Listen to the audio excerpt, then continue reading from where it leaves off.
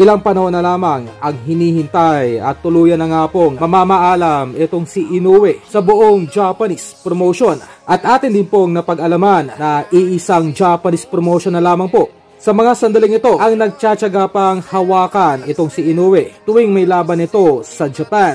At ito ay walang iba kundi ang Ohashi Promotion. At mula sa ating nakuhang impormasyon ay hinihintay na lamang po ng nasabing promotion na matapos ang kontrata nito kay Inoue. At ito ay bibitaw na rin ng suporta sa nasabing hapon. Gaya na lamang ng pagkalas ng suporta ng Teiken Promotion noong nakaraang buwan lamang nang natapos ang kontrata nito bilang isa sa mga Japanese promoter ni Inoue. At bali-balita na rin po na kagaya ng sa Teiken Promotion ay kakalas din itong Ohashi Promotion kay Inoue upang lumipat ng suporta sa ating pambato na walang iba kundi si Cuadro Alas. Marahil ay naisip ng nasabing Japanese promoter na halos wala na itong kikitain pa sa mga laban ni Inoue sa Japan dahil sa malaking kaltas na kinukuha ni Arum sa bawat laban ni Inoue. Kakalaban pa sa mismong bansa nito sa Japan dahil lingid sa ating kaalaman ay sa bansang Amerika lamang po gumagawa ng laban itong si Lolo Bob Arum. Kaya hindi magtsatsaga itong Top Rank Promotion na magkasa ng laban ni Inoue sa anumang bahagi ng Asia